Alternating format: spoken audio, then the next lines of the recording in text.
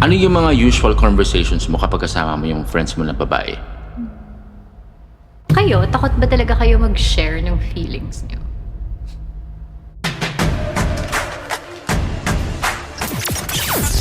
This is Modern Tribe.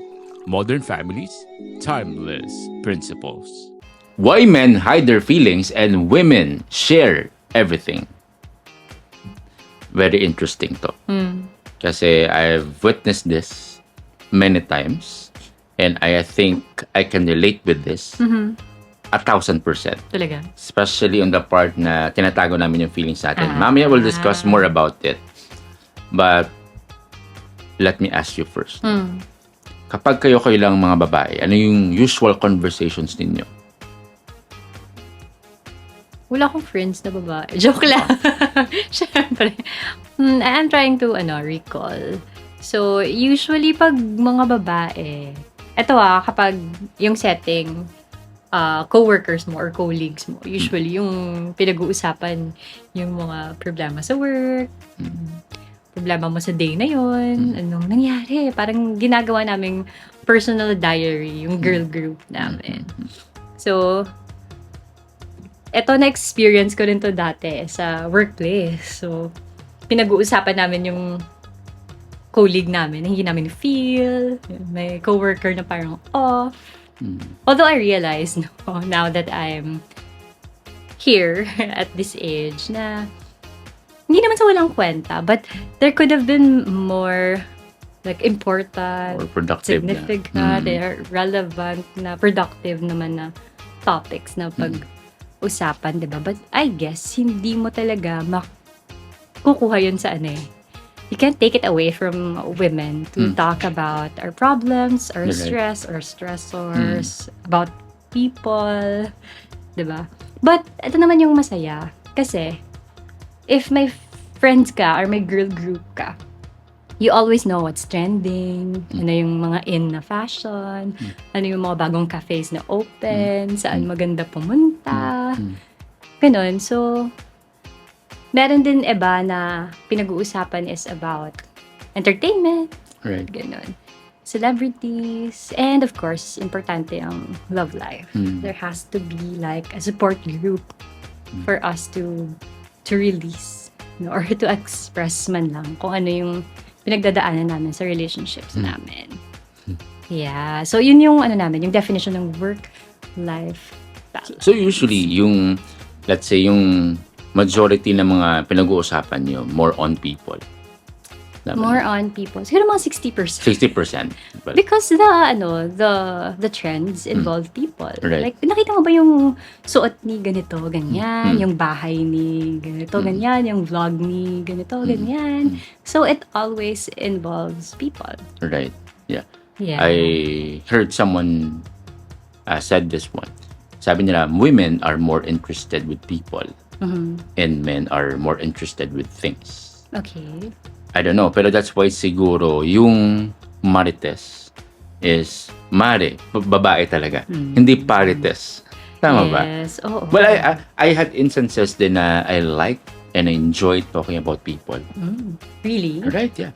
Especially kapag someone who is within our circle or our family at saka relatives or friends. 'Di ba? Nakaka-enjoy din mag-usap ng mga buhay-buhay ng iba eh. Oo nga. Diba? Minsan, naman, meron kasing thin line about talking about a person. Right. Diba? Kasi there are times na sinashare nyo lang yung na-observe nyo. But you cross the line na. Right. Umabot na sa medyo personal, medyo na-judge na yung tao, Right. may attack na, kawawa naman, di ba? Sa dialect natin, yung sinasabi, ginagawang sumsuman. Sumsuman, right. In Tagalog, it's pulutan. Pulutan. So, pinupulutan ka na. Pinag-uusapan ka. Di ba, yung sa mga babae, that's why very keen kayo dun sa, very prone kayo dun sa chismis. Because of that. And also, I like to add, dun sa part na sinabi mo na may thin line in which you will cross na hindi na maganda. That's good that you can discern that. No? Na, kasi if you talk enough about people, most likely it will lead to, hindi na siya, magiging toxic na siya. Yeah, Tama. pero meron kayang hormone na re-release kapag pinag-uusapan niyo yung yung Ibang isang tao. tao. I don't know. Lalong-lalo na before, syempre kapag bata ka pa, yung dugo mo, di ba? Parang mabilis kang mairita sa isang tao. Right.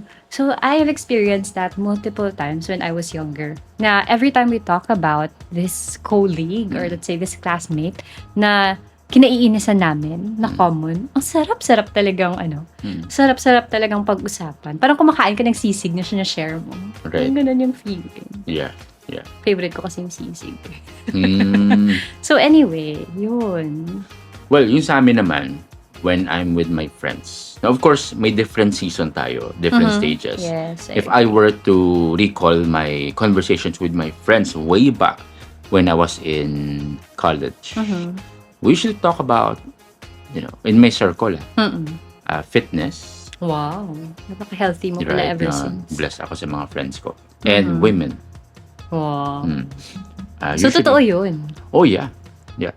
We had intimate conversations about women. Really? Sample nga. Wow. Parang SPG ata ito. Talaga? Yeah. Mga ganun. I think that's a common thing with women, with men talking about sexual things about women. Yeah, I think it starts sa high school. No? I'm not Right. sure now. I think you're most curious when you're in your puberty Yeah, stage. I think Same. now, umaabot na siya ng grade 6, grade 5. Right. Right. Nagka-curious na yung mga bata. Yeah. Well, I don't know now, pero again, I belong to male Christian friends I see. in which very conservative yung conversations namin. Yeah. Although, may mga instances na we get to sensual with our conversations, but we're quick to correct or to limit yung Nada-divert conversation. agad yung Nada-divert. When I was in college. Okay. When I was in high school, that was too common. Yung That's alin? my usual language. Things about women and things about, yung mga computer games. Yeah, I remember in our previous podcast, sabi niyo, may pinagpustahan kayo na babae, diba? Oh, yeah. So, Remember that? yeah, that's usually the topic of young men, no? Yung mga Oh. boys. Yeah, for context lang, yung postahan namin is kung sino yung makauna magpakasagot sa babaeng gusto namin. Yeah. So, mga babae, crush, yung mga magaganda, yun yung usual thing. Yeah, but I have heard na men daw, pinagyayabang niya to usually talk about new ideas, about Oh, yeah. business, about, nag-exchange kayo ng mga valuable na information. Siguro it goes with the pressure, no? Na, ano yun? The pressure na kayo provide, you have to lead. That's right. So, you exchange like ideas kung paano nyo ma-apply for you to step up, diba? Especially in a relationship.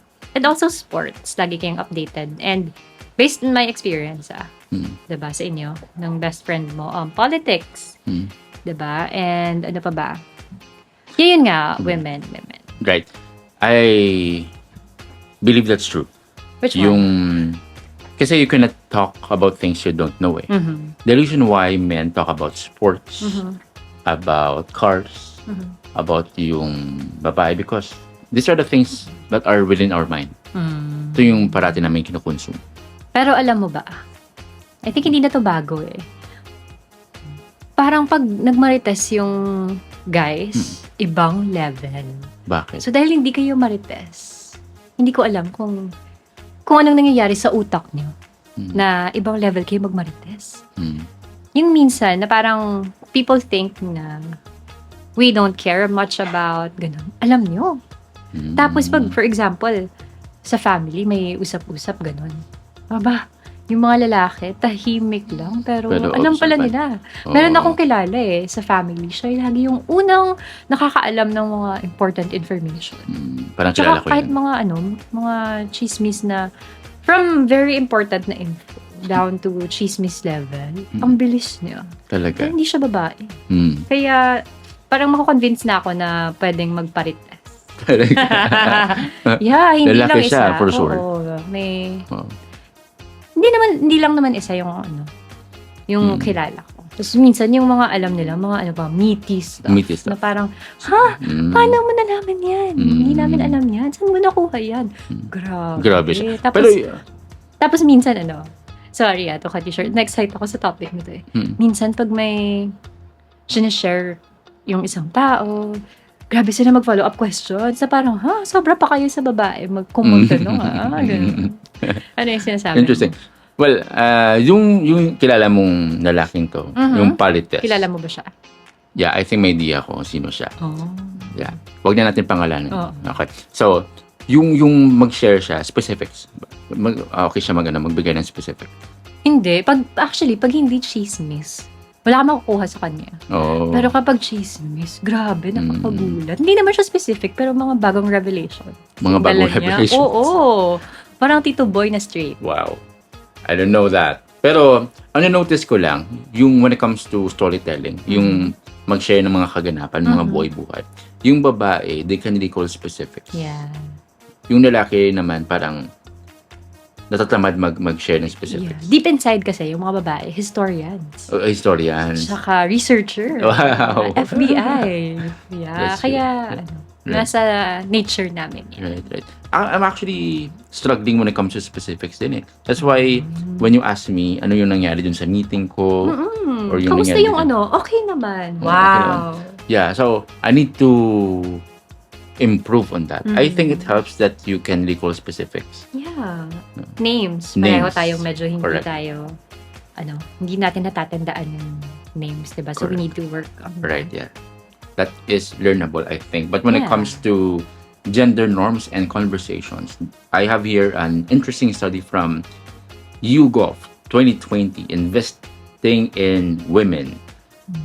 In this survey, it says here na yung urban millennial men and women in the Philippines, 62% ng mga lalaki discuss work and career goals. Wow. 62%. While naman, yung sa mga babae, 75% of them often talk about personal relationships and family matters. So yung sinabi mo are backed up by Yeah. survey pala and Personal study. relationships. Right. And Well, family matters. Very interesting. But when it comes to intimacy, yung emotional side naman ng mga babae at saka lalaki. Do you think yung mga lalaki, based sa experience mo, and maybe sa friends mo or relatives mo, takot ba kami mag-share ng feelings namin? Sa kapwa niya lalaki. Yes. Mostly, Sa na-observe mo? sa na-observe ko, oo. Nahihirapan mag-express yung mga lalaki kasi nga, I think you want to portray na you guys are You're strong, that's strong, right. syempre. And then, pero kayo it's actually a sign of weakness, no? Kapag tinatago mo yung emotions mo. And it's not healthy. Right. But that is really common. Wow. What runs into your mind na bakit hindi nyo dapat ipa-obvious yung problem? Or Well, yung pinagdadaanan niyo? I don't know. Pero I think it becomes a norm without talking about it. Na kapag we talk about emotional things, that's kind of Mahina ka. girly or being feminine, right?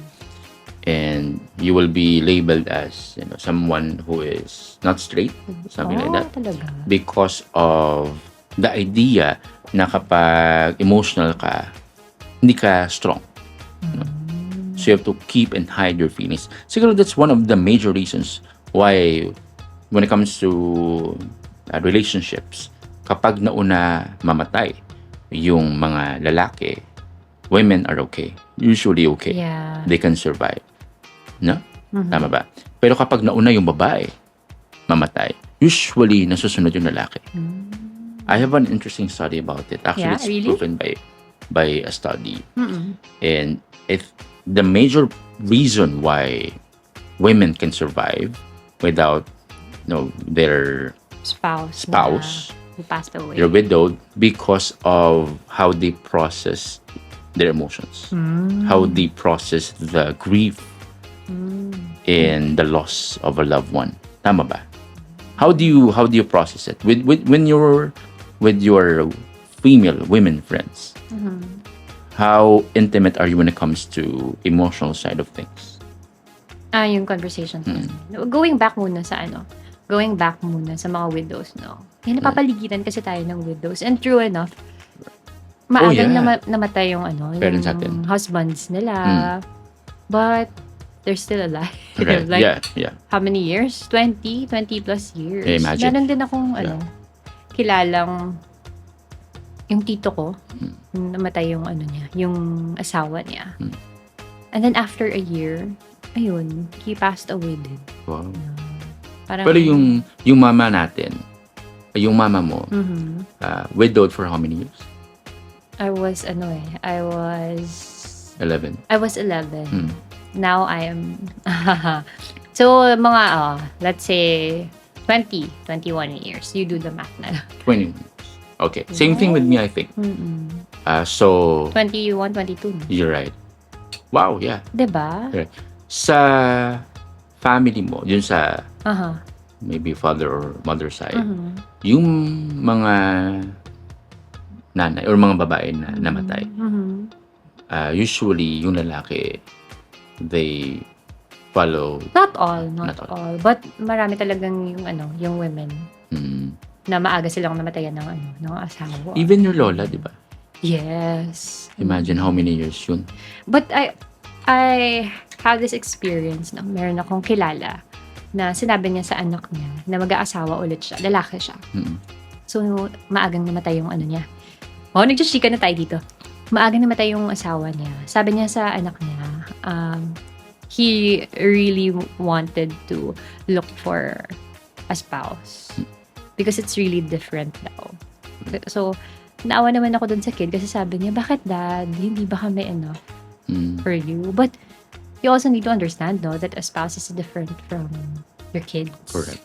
They can never replace your spouse. Right. And yun din, yung spouse mo, iba din naman. Hindi naman ma-replace yun yung kids mo kasi iba naman yung relationship. But yun, I understand the dad. But I also understand the kid. Diba? So, yun, I think you have two options for men na maagang nawalan ng spouse. It's either they die early or yun, they find a new spouse. But Right. for women, nakakaya nila. Wow, yeah. Diba? Interesting because when it comes to our physicality, yung lalaki, of course, we are stronger than women. No? When it comes to In terms of course, biologically, yeah. we are more muscular. But it is not a factor when it comes to longevity, right? Kasi if you don't have the will to live long Purpose, no? Yeah. without the purpose, most likely you'll give up. And that explains why women can survive. Longer. Right. Ayun. But I have known also, I have some friends who discuss or express their feelings, lalo na pag life and death na situation na. Yung intense breakup, Right. diba? Usually na pag-uusapan yun sa mga lalaki. Well, yeah. Parang yun yung hindi maipagkakaila. Yeah. Na if you're fresh from a breakup, meron talagang moral support lagi. Yeah. Yeah, and the expression of your feelings nandun sa circle mo or sa friends Right, mo, yeah. 'di ba? Meron akong kilalang ganyan eh. Grabe yung breakup nila ng girlfriend niya, and hindi niya talaga maitago, 'di ba? So, but that's healthy, 'di ba? Na to express. Kaya nga naka-move on agad siya. Wow, yeah. Well, when it comes to mental health, that's a major difference when it comes to men and women. Kasi it says here in our study from, mental health in the Philippines. This is from PSA, by the way. Yung findings dito, 20% of Filipino men reported feeling comfortable discussing mental health. 20% lang with their male friends. Compared to 45% of women who feel comfortable talking about mental health issues with their female friends. I see. So that's true. Pero mababa pa rin, no? Like, hindi umabot 50 per both. Right, yeah. I think for some women, they're not really open. Maybe they share the shallow na details, Correct, ganun, but right. deep inside, siguro yun nga yung iba, no? if grabe yung pain, may suicidal instincts. Right, gano'n. yeah. And you have to understand, iba-iba din kasi yung degree ng trauma at saka pain. Correct. You are not readily open to share it anytime, with any person, no? Yeah. But Tama. I admire those people. I actually have some friends no, who are strong in faith. And maganda yung upbringing nila. Parang na-process siguro ng parents yung emotions nila dati. So, even if they're men, they're able to, sit down and talk about their feelings Right. with their friends. Right. So, yun nga, medyo mababa lang yung, yung numbers natin Right, dyan. But right. it would be better for new generation parents Right. to really process the feelings of their kids. Kasi Right. doon nagsisimula yun eh. Right. When you get used to expressing your feelings, Right. you will really bring that paglaki mo. You know what? That reminds me of a guy. I met this man in my 20s, early 20s. And this guy is, I would say, an expert when it comes to processing conflicts. No? Very healthy, I would say, when it comes to his emotional at saka mental health. Kasi we had this conflict one time, and then he would use lines, something like, I feel you did I feel sad about what you did. I feel like. So he would use those words so that I won't feel I will not feel attacked by those lines. And the good thing about this, he's very logical. Na he would ask, what do you think?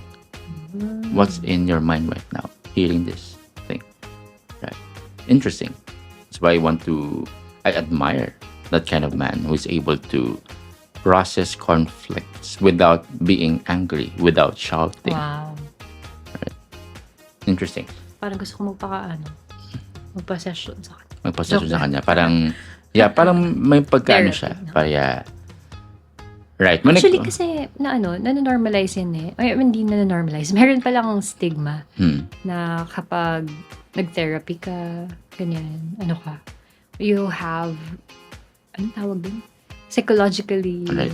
Psych. impaired or hindi ka healthy. Right.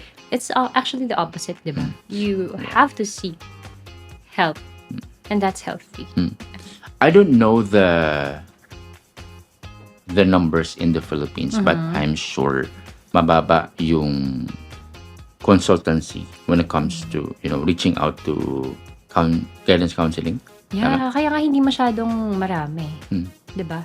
Actually, accessible sila like sa institutions, ganun. But kapag lumabas ka na from the academe, kapag pumunta ka doon, para kang may nakakahawang sakit, 'di ba? Oh, yeah. Na parang itatago mo kapag pupunta ka sa psych, kasi baka isipin ng mga tao na hindi mo kinaya, ganun. Parang, although accessible din sila, pero hindi sila normal. Hindi sila na-normalize. Right. 'Di ba? Kapag sinabi mo, pupunta ako sa psych, papatherapy ako. Ha? Nagpapatherapy ka? Bakit? Parang it's a Parang big major deal. thing, yeah. Oo. May tabu siya, no? You know what? The 3 people that I knew who went to guidance counseling are babae. Yeah, bihira yung mga lalaki. Yeah. Usually, grabe yung denial ng mga lalaki. Oh, yeah. Umabot na sa extreme, kaya yun na nga, pasok na siya sa stigma. Oo. Sa extreme na eh, Wow, na ano na siya, yeah. na pile up. You know what? We have to break Naipon. that stigma. Yeah. We have to be open when it comes to discussing the dark side of our emotions, so we can process it. You know what? I believe when you verbalize yung problems mo, you can solve 50% of it na. When you verbalize. Sometimes we are depressed because we don't know why we are depressed. But once we define it, it lessens the burden. Yeah. Diba? But define lang. Don't dwell. And you also have to pick the right people Oh yeah. na i-share mo yung yung problem mo or yung stressor mo. That's right. You also pick your trusted friends. Yeah. Yeah, you have to be aware what kind of friend yung makakarinig ng problems mo. Kasi Yes, usually, either usually when somebody shares his or her problem, we respond in 2 ways. We are either water or fire. Yeah. So if there's problem, either you're fire or Gagatungan. gagatungan mo. Or ipapacify mo. or papacify mo. Yeah. Meron din namang neutral, nakikinig lang. Right.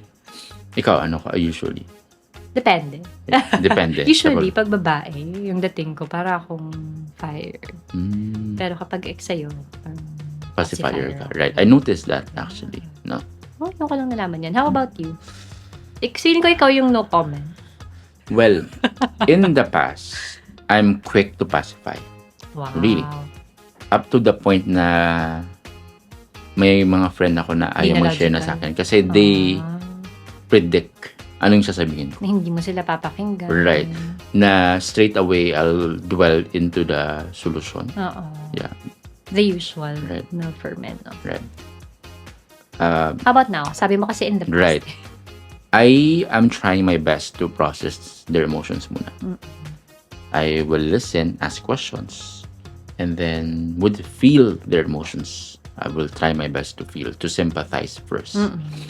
And then when the time is right, no, I'll ask myself if ano kinakailangan. Time ba or somebody you can lean on or listen to. Correct. Or solution. No. Usually, yung sa mga babae na notice ko, you don't want to go right away dun sa solution. Correct. You want to process it first, yung emotions nyo Yeah, we with just want to someone. be heard. Right. No? Parang gusto lang namin na may mag-absorb Mag-absorb ng stress. ng stress. Right. Yeah. But if ikaw yung nakikinig, kailangan mabilis ka rin to release it. Right. Don't really absorb it. Just, papasukin mo lang sa isang ear, tapos palabasin mo sa kapit. Yeah. Kasi when you absorb it, ma-absorb mo din yung Nadadala. pressure kapag right. Yeah. Well, yeah. Interesting. Ano na yung... But when we talk about yung consumption natin, especially with our generation, if I ask you, yung sa mga babae, usually, ano yung most used apps ninyo? ang bilis naman natin nag-jump. sa apps. I think, siya, connected siya sa, natin, sa why men. Mababa yung natin wait lang, balikan natin. Mababa yung statistics natin dito. Kanina, yung 20%. Yan, 20% of Filipino men reported feeling comfortable discussing mental health with their male friends, and then 45% of women who feel, di ba mababa siya sa 50 na sabi ko kanina? Yeah.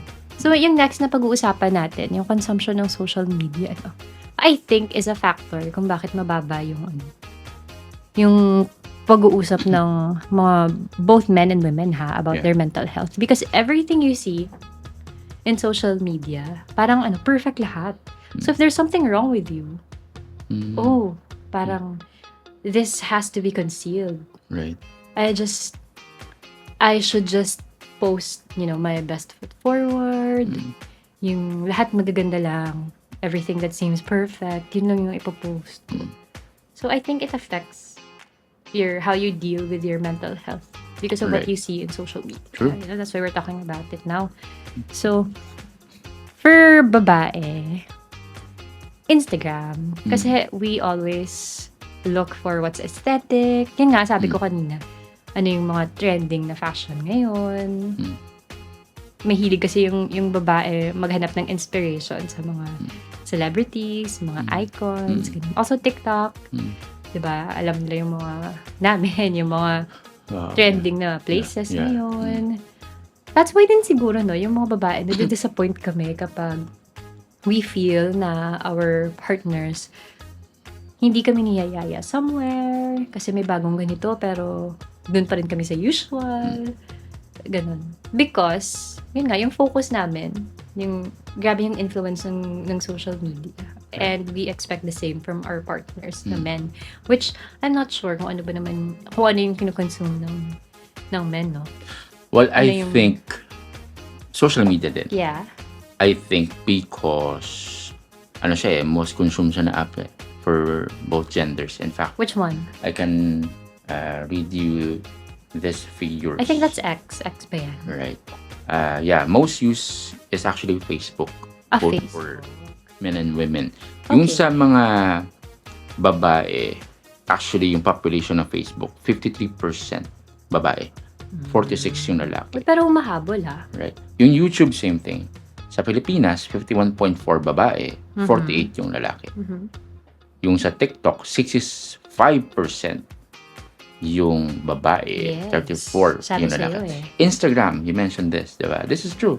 Ang wide ng gap actually, 63.4 yung babae at saka 36.6 yung Tingnan mo, lalaki. grabe yung yung difference sa Instagram tsaka sa TikTok, 'di ba? 63.4, tapos 36, tapos 65.7 to 34.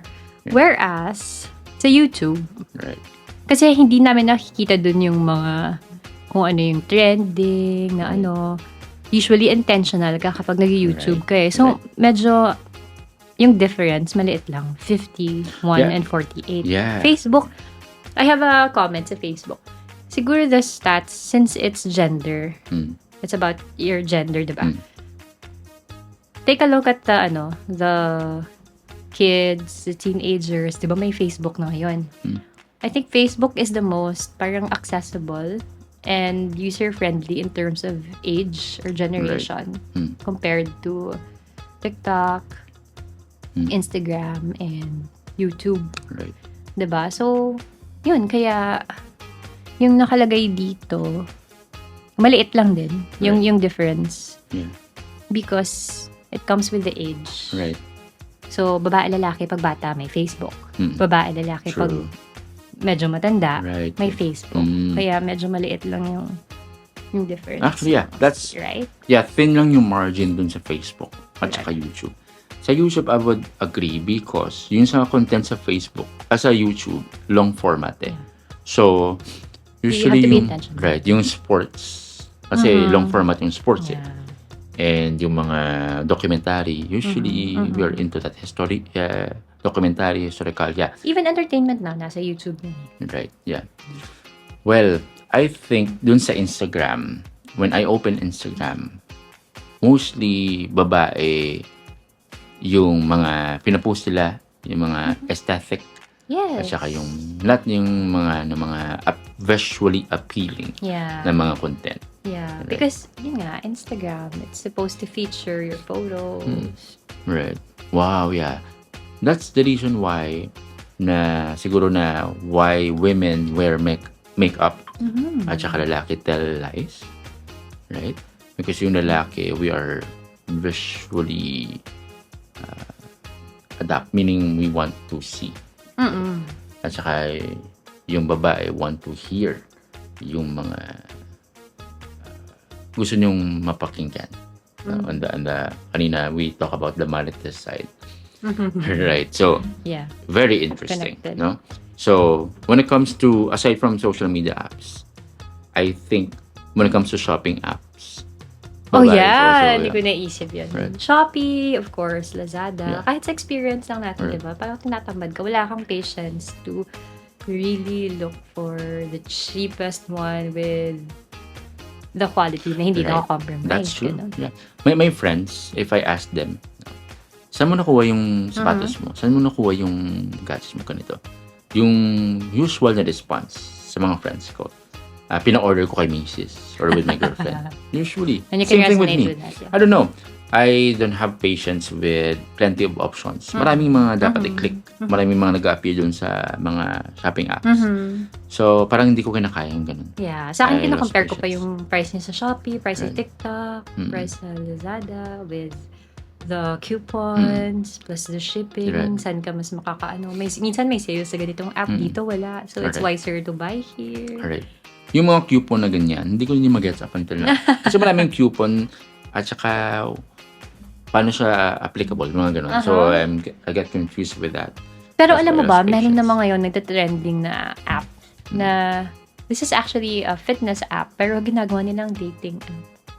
Alam mo ano yun? Ano? Nauso kasi yung running ngayon. So, maraming nagsastrava ngayon. Oh. And especially here sa area natin, meron tayong mga running clubs na ginagawa nilang parang an opportunity to get to know a partner.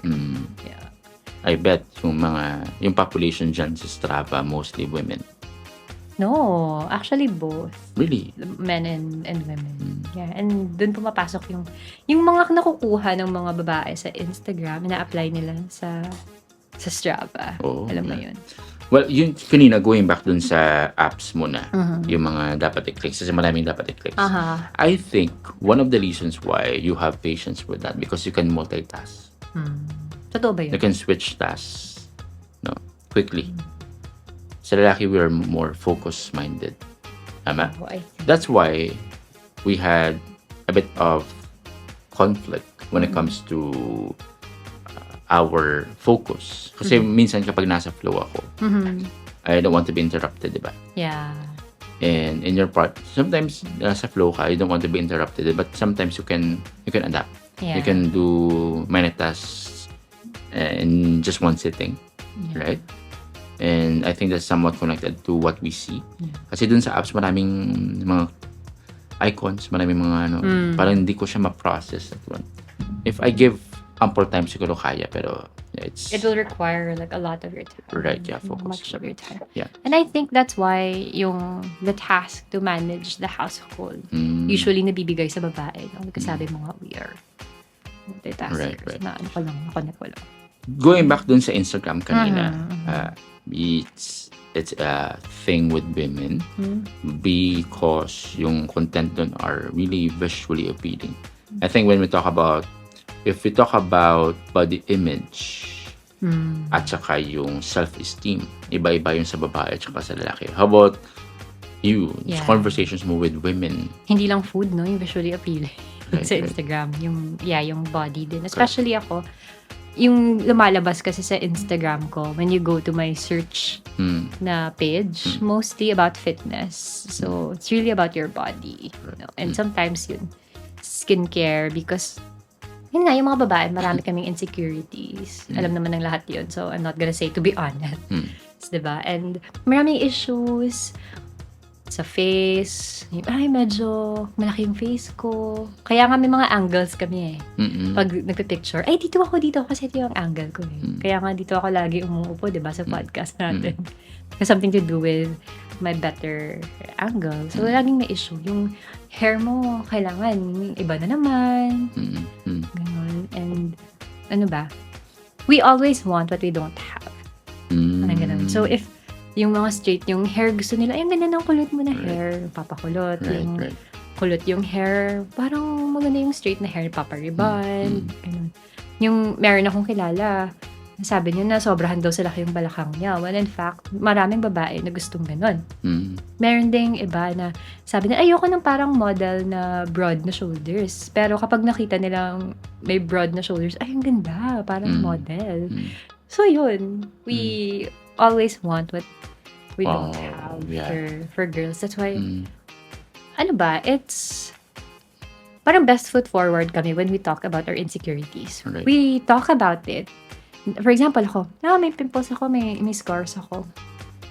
Parang we want somebody na makaka-empathize. We want a friend who also has that and we go through it together and overcome it. Kasi nakaka-insecure yung, for example, nasa isang group ka na puro sila lahat nakikinis tapos ikaw lang yung may problem. Parang you're not going to talk about your acne problems anymore kasi your friends are all too perfect.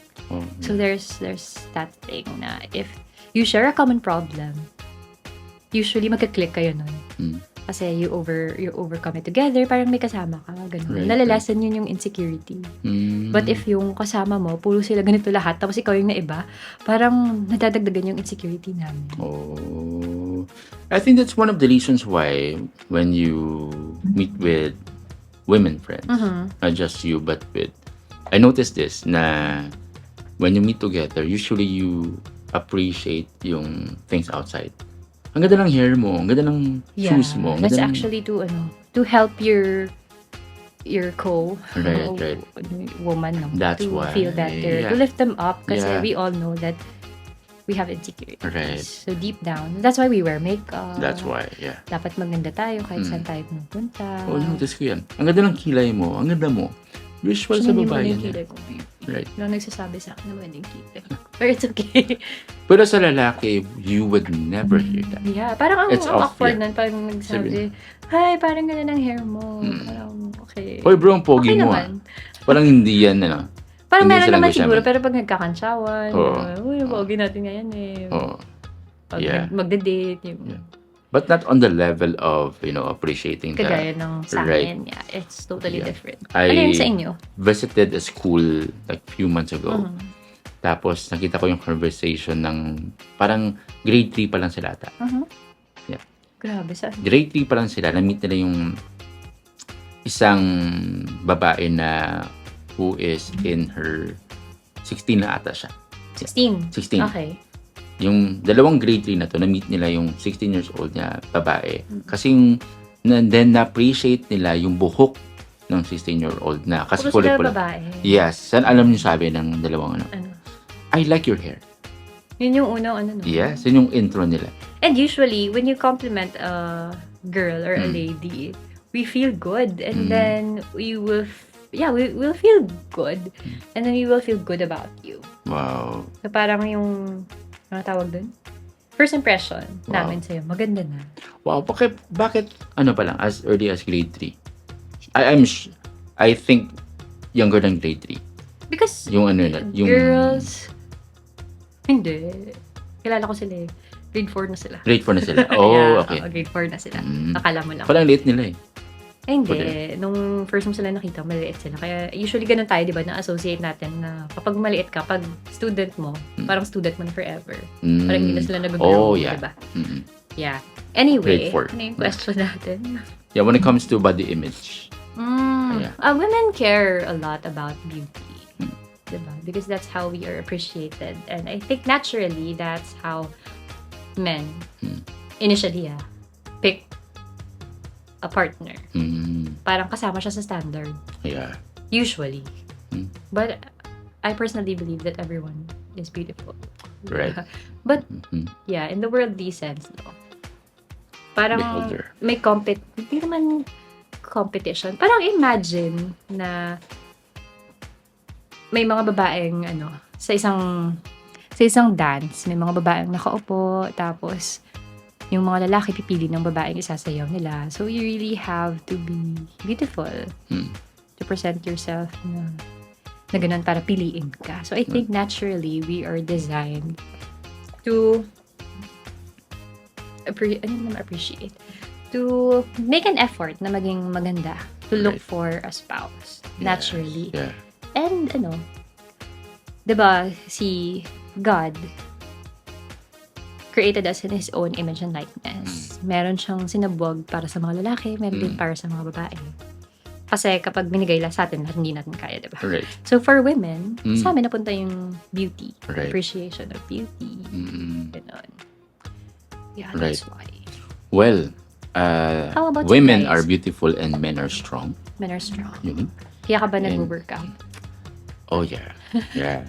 And dun sa sinabi mo na why women are wearing makeup tapos want to be best when it comes to your physicality. And that's true, I think. Yung lalaki, we get mesmerized first sa beauty. Yun yung first.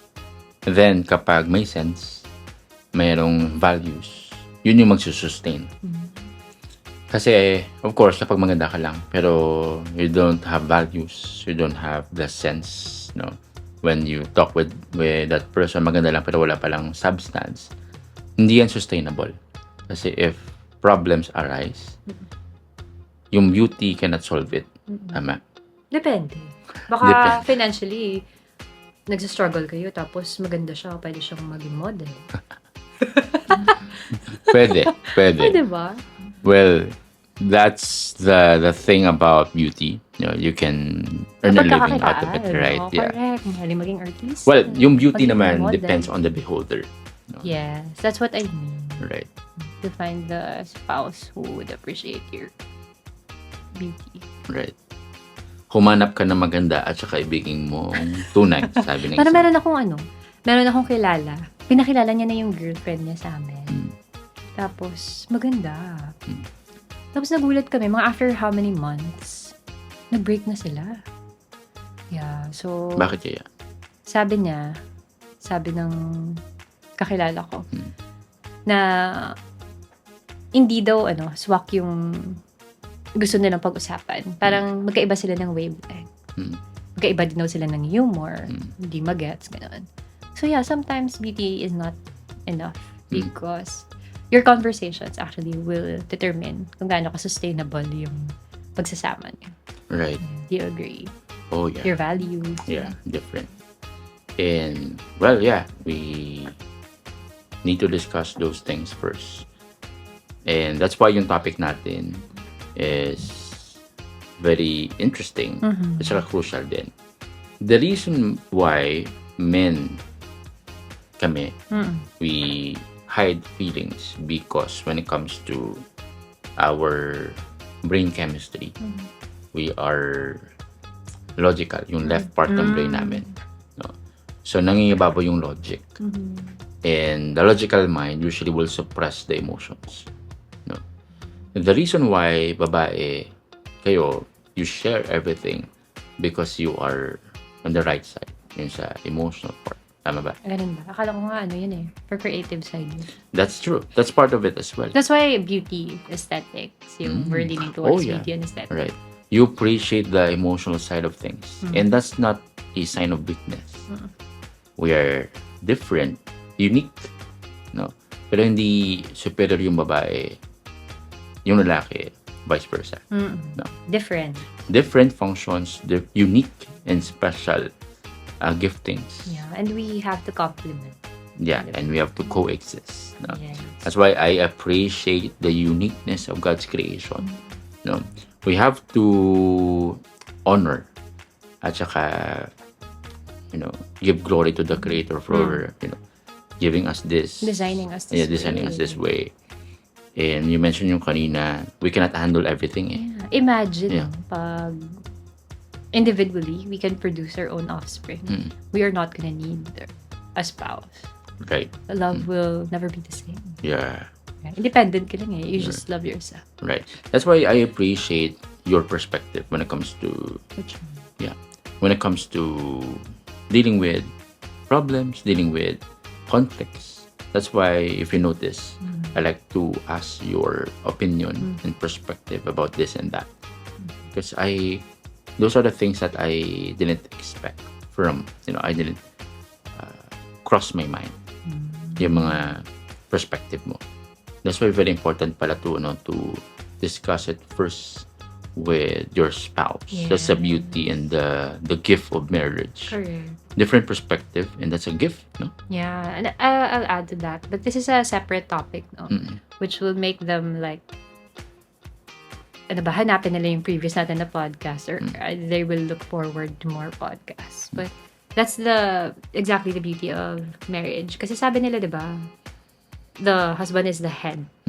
So, siya yung bossing, kumbaga. Sabi nila sa mga husbands, huwag kayong magpapa-under. Ganon, diba?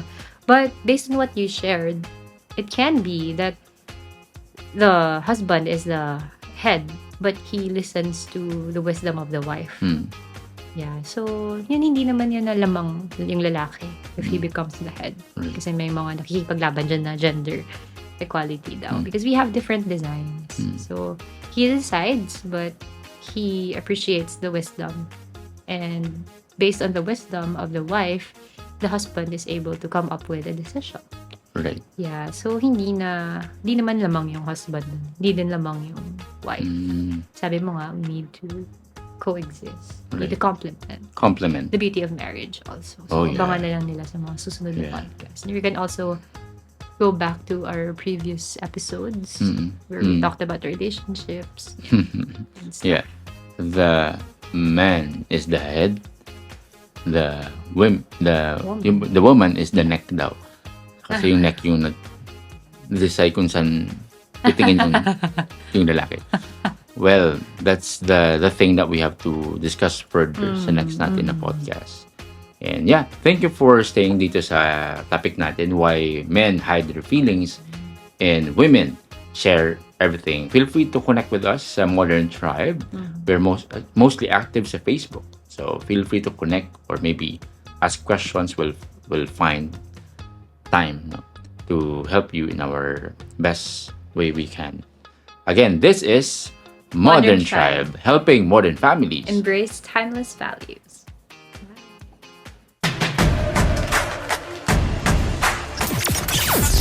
This is Modern Tribe. Modern families, timeless principles.